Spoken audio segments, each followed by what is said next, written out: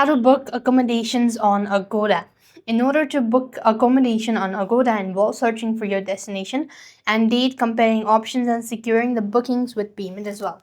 What you want to do is open your Agoda app on your device. After which you want to go to the home page. There you want to select hotels.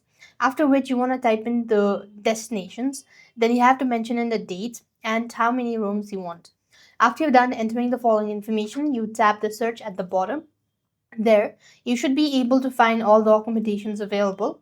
After you've done this, you would just want to make sure to go ahead and open the particular destinations or the accommodation that you feel like you want to stay there.